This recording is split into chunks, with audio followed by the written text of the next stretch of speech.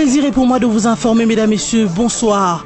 Les forces de l'ordre de la RDC ont tué 18 miliciens Kamwina Sampou lors d'un affrontement dans le Lualaba. Ces assaillants, avec des armes blanches, invitaient les habitants de la région de Kabambe à les rejoindre dans leur milice. À cet effet, les autorités provinciales de Lualaba ont exhorté la population à ne pas céder à la panique. Après plusieurs pays, la Grande-Bretagne à son tour menace la RDC des sanctions. Une menace occasionnée par l'échec de l'arrangement particulier par les politiques autour de la Sainte Cour. Le vice-ministre britannique des Affaires étrangères, Tobias Ellwood, estime que si rien n'est fait en ce moment, il sera impossible d'organiser les élections cette année en RDC. Et enfin, un an déjà à la tête de la République centrafricaine, malgré quelques succès enregistrés, le président Archange Touadéra est pointé du doigt pour ses progrès trop lents en matière de sécurité. Pourtant, sa présidentielle était saluée comme le symbole du retour de la légitimité démocratique et de l'ordre constitutionnel en République centrafricaine. 18 miliciens Kamwina Sampou ont été tués à Kabambe dans la province de Lualaba lors des affrontements avec l'armée congolaise. Selon le chef traditionnel de Lunda, Mwantiave, les miliciens sont venus de la localité de Kalingman dans la province du Kasaï central, voisine du territoire de Kapanga où est située la localité de Kabambe. Le chef traditionnel de Luanda a affirmé que les miliciens marchaient à pied et portaient des armes blanches. Ces assaillants invitaient donc les habitants de la région à intégrer leur mouvement. Pour rappel, il y a une semaine, quelques miliciens Kamwina Sampou ont tenté une incursion dans les localités de Kalambe, Kazambe, Kabambe et Moutombe à Chibang, dans le même territoire de Kapanga. Les autorités provinciales de Lualaba ont donc invité la population à ne pas céder à la panique et ont promis de s'exprimer à ce sujet. Rappelons aussi que les miliciens Kamwina Sampou affrontent depuis plusieurs mois les forces de l'ordre de la RDC dans les provinces du Kasaï et que ces affrontements ont causé plusieurs morts. Face à cette situation, le chef traditionnel de Lunda, Mwantiave, a aussi invité à son tour la population à ne pas céder à la panique. Le mauvais atterrissage de pourparlers de la Senko a été à la base de vives tensions ce mercredi 29 mars 2017 à Lubumbashi dans la province du Haut-Katanga. Les manifestants furieux se sont attaqués malheureusement aux biens publics et privés. Parmi les dégâts matériels enregistrés figure l'agence de la Société nationale d'assurance SONAS située dans la commune de la Kenya qui a été vandalisée et incendiée, a indiqué une source policière. Cet acte ne s'explique pas, c'est indigné un responsable de la SONAS qui ne trouve aucun lien entre l'échec de la signature de l'arrangement particulier et le travail de service public rendu par l'assureur national. Ce responsable de la SONAS Lubumbashi fait savoir par ailleurs que d'énormes pertes matérielles et administratives ont été répertoriées, le document important des assurés calcinés, mais aussi les ordinateurs détruits. Ce manifestant exige le retour sans condition de Moïse Katumbi, condamné à 3 ans de prison dans une affaire de spoliation d'immeubles. Les manifestants promettent aussi de grandes journées de mobilisation si le régime Kabila ne nomme pas Félix Tshisekedi au poste du Premier ministre. À cause de l'échec de la signature de l'arrangement particulier, la Grande-Bretagne menace la RDC de nouvelles sanctions. Dans une déclaration faite mercredi 29 mars à Londres, Tobias Ellwood, vice-ministre britannique des Affaires étrangères, se dit profondément préoccupé par l'échec de la signature de l'arrangement particulier. Il estime qu'à ce moment, si rien ne fait, il sera impossible d'organiser les élections crédibles cette année, comme le souhaite manifestement le peuple congolais. Saluant le travail de la Senko, Tobias Ellwood trouve décevant que les parties prenantes n'ait pas réussi à parvenir à un consensus, avant d'annoncer que le ministre des Affaires étrangères européen envisage maintenant de prendre des sanctions contre tous ceux du pouvoir et de l'opposition qui bloquent la signature d'une solution pacifique. Il invite par ailleurs toutes les composantes, et en particulier les présidents de la République, à parvenir à un accord dès que possible, car, dit-il, le présent et l'avenir de la RDC sont en grave danger, et donc toutes les parties doivent faire preuve d'une plus grande flexibilité. Pendant ce temps, le pays de Tobias Ellwood a officialisé hier mercredi sa sortie de l'Union européenne. Un Brexit qui a été annoncé par la première ministre Theresa May au Parlement de Westminster. Au même moment, elle a appelé ses compatriotes au rassemblement pour obtenir un meilleur accord possible. Theresa May a aussi adopté un ton beaucoup plus conciliant qu'il y a quelques mois envers ses voisins européens. Pragmatique, la première ministre sait que le compromis sera difficile à atteindre de chaque côté de la Manche et qu'il va falloir des négociations.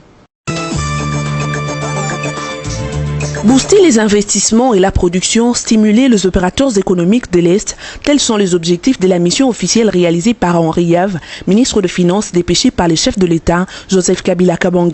Le ministre de Finances a été accompagné du gouverneur de la Banque centrale du Congo, Deogracias Mwananyembo. Ensemble, les deux hommes ont, dans une approche de gestion de proximité, écouté les préoccupations et difficultés auxquelles font face les opérateurs économiques dans l'exercice de leurs activités. C'est dans le but d'orienter l'action du gouvernement pour la relance de l'économie en province. Au cours de différents échanges, les interlocuteurs de la délégation venue de Kinshasa se sont exprimés sur les questions liées aux exonérations qui, selon eux, favoriseraient la concurrence déloyale puisque le produit se trouve sur les marchés à vil prix. Ils souhaitent cependant la suppression de ce produit exonéré ou, au mieux, une autorisation d'exonération avant que le dossier soit minutieusement étudié.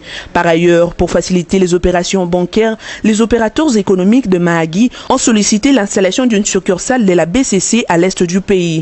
Ici est de noter que cette mission officielle a pour but principal s'enquérir de la mission qui prévaut sur le plan économique dans la partie est du pays afin de remédier le plus vite et de la meilleure manière aux difficultés de la population. Quel bilan pour Faustin Archange Touadéra, président de la République centrafricaine, un an après sa prestation de serment à Bangui, quand on sait que son élection présidentielle était saluée comme le symbole de retour de la légitimité démocratique et de l'ordre constitutionnel en République centrafricaine. Les espoirs suscités par son élection étaient alors énormes en matière de sécurité, de développement économique, de justice ou de reconstruction de l'État. Un an plus tard, la situation est toujours difficile au pays de Bokassa. Beaucoup dénoncent des progrès trop lents, même si le président Touadéra a enregistré quelques succès.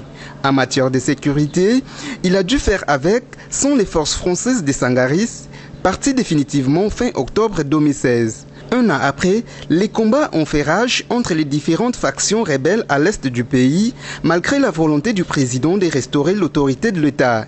14 groupes armés vont alors accepter d'adhérer au processus de démobilisation, de désarmement et de réinsertion DDR.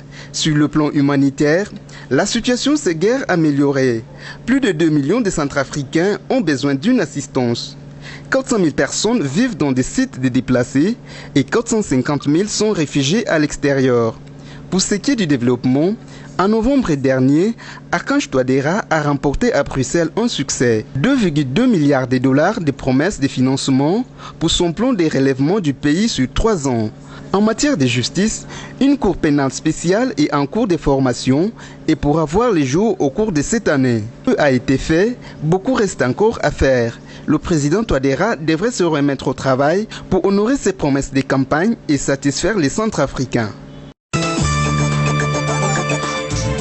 En 10 ans à la tête de la coordination de l'ASV Club, Gabriel Amissi, dit Tango Fort, a remporté 2 titres de la Ligue nationale de football. Le premier trophée en 2010 et le second en 2015. Durant le règne d'Amissi, le club a également remporté 3 titres de championnat de l'entente provinciale de football de Kinshasa en 2009, en 2010 et en 2011 et une super coupe du Congo de football en 2015. Son bilan présente donc 10 participations d'affilée de l'ASV Club en compétition africaine interclub, dont 6 en Ligue des champions de la CAF et 4 en Coupe de Confédération. Sous la direction de Gabriel Amissi, l'ASV Club a livré 64 matchs en compétition continentale sur un total de 152 rencontres jouées depuis mai 1971. Rappelons enfin que Gabriel Amissi a été porté à la tête de l'ASV Club en mars 2017, succédant à Eugène Diomindongala. Mesdames, Messieurs, ce journal est terminé. Voici le rappel de titres. Les forces de l'ordre de la RDC ont tué 18 miliciens Kamwina Sampou lors d'un affrontement dans le Lualaba. Ces assaillants, avec des armes blanches, invitaient les habitants de la région de Kabambe à les rejoindre dans leur milice. À cet effet, les autorités provinciales de Lualaba ont exhorté la population à ne pas céder à la panique. Après plusieurs pays, la Grande-Bretagne à son tour menace la RDC des sanctions. Une menace occasionnée par l'échec de l'arrangement particulier par les politiques autour de la Sainte Cour. Le vice-ministre britannique des Affaires étrangères, Tobias Ellwood, estime que si rien n'est fait en ce moment, il sera impossible d'organiser les élections cette année en RDC. Et enfin, un an déjà à la tête de la République centrafricaine, malgré quelques succès enregistrés, le président Archange Touadéra est pointé du doigt doigt pour ses progrès trop lents en matière de sécurité. Pourtant, sa présidentielle était saluée comme le symbole du retour de la légitimité démocratique et de l'ordre constitutionnel en République centrafricaine. Merci de nous avoir suivis et à très bientôt.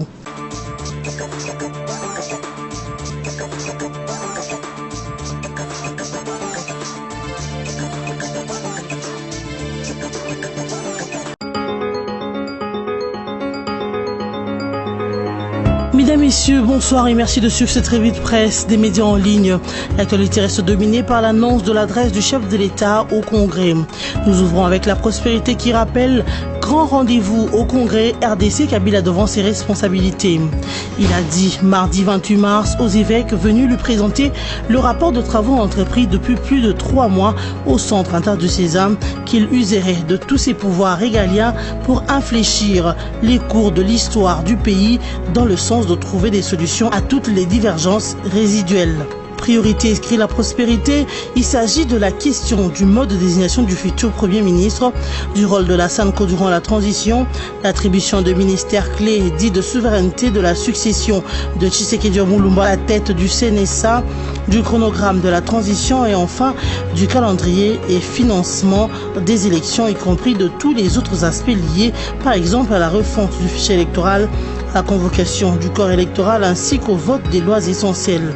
Ce jour-là, devant les députés et sénateurs en présence de diplomates et des officiels qui généralement sont conviés à ces genres de cérémonies, Joseph Kabila seul et alors seul, devant sa conscience et l'histoire, devra raisonnablement prendre la mesure de ses vraies responsabilités pour son pays, la RDC, dont tous les paramètres sont actuellement au rouge. L'hyperinflation, le chômage, la misère sociale, le fléchiment continu du taux de change et l'instabilité du cadre macroéconomique ne lui offrent pas assez de marge pour le peu de temps que prévoyait, s'il faudra encore y croire, l'accord du 31 décembre 2016, ni même celui du 18 octobre 2016. Et pourtant, tenir des élections en fin 2017 devient un pari risqué, à la fois pour lui et même pour tous ceux qui, de loin ou de près, tenteront de négocier une fois de plus un tel virage. Et à Congo virtuel d'écrire Joseph Kabila, le dernier rempart. Monseigneur Marcel Outembi devra bien expliquer un jour aux Congolais sur base de quelle qualité il est allé rendre compte de sa médiation à un président dont il avait quelques jours plus tôt clamé l'illégitimité à la face du monde, au cœur même des Nations Unies à New York. Aujourd'hui, c'est à ce même Kabila qu'il a recouru comme dernier rempart pour sauver les meubles que les catholiques ont abandonnés. De même, les radicaux du rassemblement ont renvoyé plus de 10 jours leur descente dans la rue pour se suspendre à la décision du chef de l'État de qui dépend désormais leur avenir politique. Le président de la République s'est ainsi assumé en notant que 98% du travail était accompli et qu'il ne reste plus que 2% à compléter. Mais les chefs de l'État ont superbement évité le piège que les évêques lui ont tendu lorsqu'ils en ont appelé à sa responsabilité.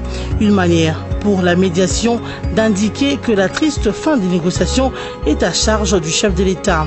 En s'assumant, Joseph Kabila n'a donc pas voulu fuir ses responsabilités en renvoyant à nouveau la SANCO dans l'arène lorsque celle-ci avait jeté une première fois l'éponge le 5 décembre 2016, soit 3 jours avant le début effectif des négociations du centre interdiocésain. De même, Kabila a-t-il évité le piège du processus électoral en renvoyant la désignation du président du CNSA à la classe politique. Il aurait fait à son niveau qu'on l'aurait accusé d'avoir phagocyté cet organe pour contrôler le processus électoral à son profit. Plus encore, loin de décider seul des solutions sur les questions de blocage, le chef de l'État a demandé à la SANCO de lui en faire des propositions. Bref, entre Kabila et la SANCO, c'est bel et bien cette dernière qui a failli à ses responsabilités, mais qui a voulu trouver des boucs émissaires là où il n'y en a pas. Terminons avec actualité.cd qui se penche sur les troubles qui ont suivi l'échec de la SANCO et fait savoir Chadari attribue la responsabilité des troubles après l'échec des négociations au Kuluna. Le vice-premier ministre et ministre de l'Intérieur et de la Sécurité, Ramazani Chadari, a attribué la responsabilité des désordres survenus dans la ville de Kinshasa au Kuluna après l'annonce de l'échec des négociations politiques. Dans une réunion de sécurité présidée par lui-même le mercredi 29 mars 2017, Ramazani Chadari a pointé du doigt les jeunes délinquants de la capitale et annoncé avoir arrêté des stratégies pour mettre fin au désordre selon le compte rendu du vice-ministre de la Défense, Corneille Massoissois. Les participants s'en sont également pris au président de la SANCO qui avait déclaré le 21 mars dernier à une réunion du Conseil de sécurité de l'ONU que l'accord politique du 31 décembre était la seule source légitime des institutions en RDC. Fin de cette revue de presse, merci et à la prochaine.